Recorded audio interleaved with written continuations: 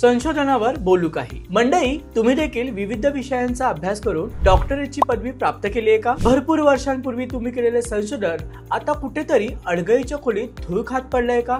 विज्ञान, कला व वाणिज्य शाखांबरोबरच इतर शाखांमध्ये देखील संशोधन होतं, पण सरकारपर्यंत त्याची चाहुलच लागत नाही। या सर्व गोष्टींचा विचार करून जागृत महाराष्ट्र आता पुढाकार घेऊन एक कार्यक्रम तुमच्यासाठी घेऊन येत आहे। त्या खास कार्यक्रमातून तुम्ही तुमच्या संशोधनावर बोलू शकता। मग वाट कसली बघताय? आम्हाला खाली दिलेल्या संपर्क क्रमांकावर कॉल करायला विसरू नका। महाड शहर पोलीस ठाणे हद्दीत गुन्ह्याचे प्रमाण दिवसेंदिवस वाढताना दिसत आहे।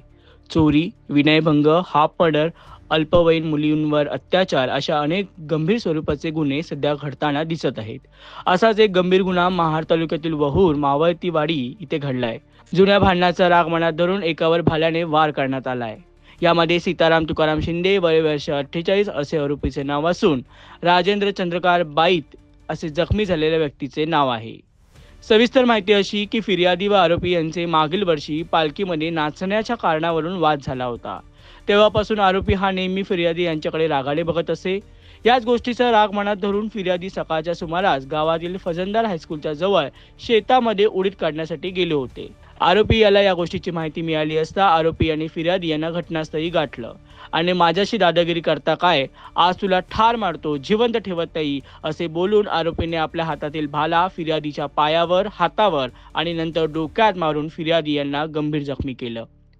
आरोपी सीताराम तुकाराम शिंदे यांनी फिर्यादी राजेंद्र चंद्रकांत बाईत यांना जीवे ठार मारण्याचा प्रयत्न केल्यामुळे महाड शहर पोलीस ठाण्यात भारतीय न्याय संहिता कलम 109 व 353 प्रमाणे हाफ मर्डरचा गुन्हा दाखल करण्यात आला असून श्रीवर्धन येथील उपविभागीय पोलीस अधिकारी श्रीमती सविता गर्जे व पोलीस निरीक्षक राजेंद्र कुमार सानप यांच्या मार्गदर्शनाखाली सहाय्यक पोलीस निरीक्षक खाडे या संपूर्ण गुन्ह्याचा अधिक तपास करीत आहेत। जागृत महाराष्ट्र न्यूज, रामदास चव्हाण, महाड, रायगड। जागृत महाराष्ट्र न्यूज चॅनलला आता आपण ट्विटरवरती देखील फॉलो करू शकता।